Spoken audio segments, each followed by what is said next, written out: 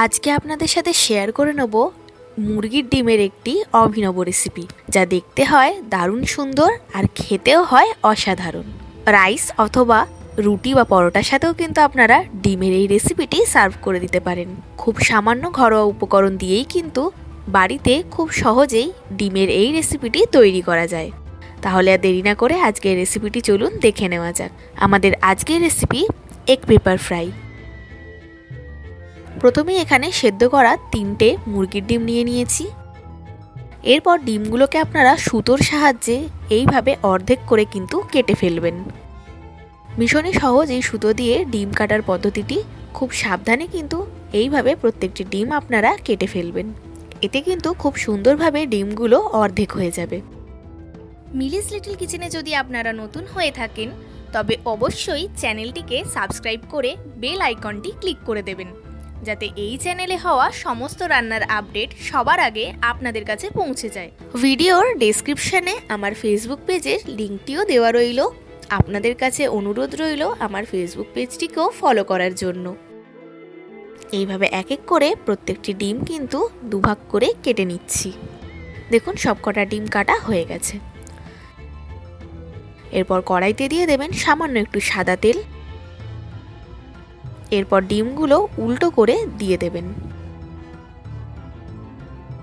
সামান্য একটু নুন দিয়ে দেবেন সামান্য একটু হলুদ গুঁড়ো, আর দিয়ে দেবেন শুকনো লঙ্কা গুঁড়ো। এবার ভালোভাবে ডিমগুলো কিন্তু ভেজে নিতে হবে। মোটামুটি মিডিয়াম টু হাই ফ্লেমেই কিন্তু ডিমগুলো এইভাবে ভেজে নেবেন। এর ফলে দেখবেন কুসুমগুলো কিন্তু আর ডিম থেকে খুলে যাবে না।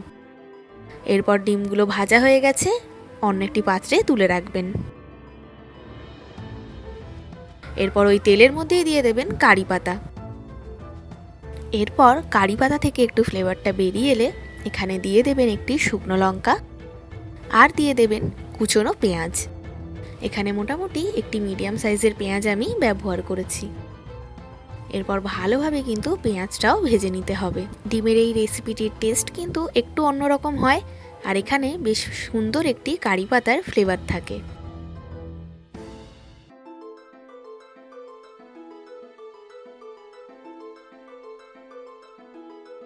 এরপর দেখুন মোটামুটি পেঁয়াজটা ভাজা হয়ে গেছে। এরপর দিয়ে দেবেন সামান্য একটু গোলমরিচ গুঁড়ো, দিয়ে দেবেন শুকনো লঙ্কা গুঁড়ো, সামান্য একটু হলুদ গুঁড়ো, জিরে গুঁড়ো এবং ধনে গুঁড়ো। এরপর ভালোভাবে সমস্ত উপকরণগুলো আবারও মিশিয়ে নেবেন। এরপর বেশ কিছুক্ষণ মশলাটি কষিয়ে নেবেন।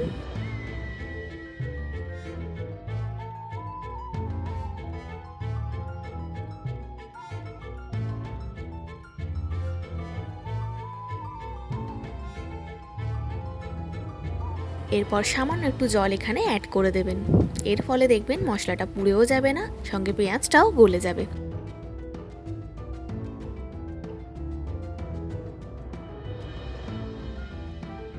এরপর দিয়ে দেবেন 1 চামচ মতন আদা এবং রসুনের পেস্ট।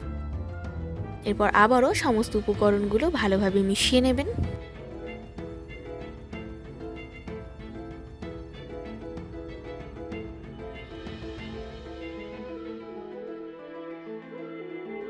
মশলা কিন্তু অলমোস্ট রেডি হয়ে গেছে। এরপর এখানে দিয়ে দেবেন 1 চামচ মতন ফ্যাটানো টক দই।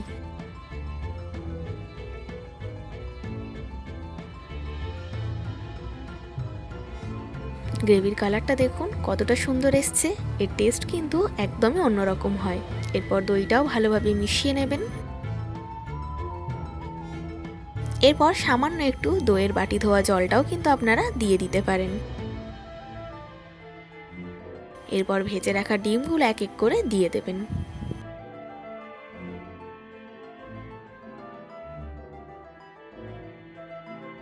এরপর হাফ কাপ মতন জল কিন্তু এখানে অ্যাড করে দেবেন এবং ডিমগুলো ভালোভাবে মশলার সাথে মিশিয়ে নেবেন। দেখুন গ্রেভিটা কিন্তু অলমোস্ট রেডি হয়ে গেছে। এই রেসিপিটি কিন্তু রাইস অথবা রুটি পরোটার সাথেও কিন্তু দারুণ খেতে লাগে। এরপর ঝোলটা ফুটিয়ে নেবেন এবং সামান্য একটু গোলমরিচ গুঁড়ো ওপর থেকে ছড়িয়ে দেবেন। আমাদের এগ পেপার ফ্রাই কিন্তু একদম রেডি হয়ে গেছে। তাহলে গরম গরম সার্ভ করে দিন। আশা করছি এই রেসিপিটি কিন্তু আপনাদের ভালো লাগবে। আবার আপনাদের সাথে আমার দেখা হবে নেক্সট ভিডিওতে নতুন একটি রান্নার সঙ্গে। আপনারা ভালো থাকবেন, সুস্থ থাকবেন।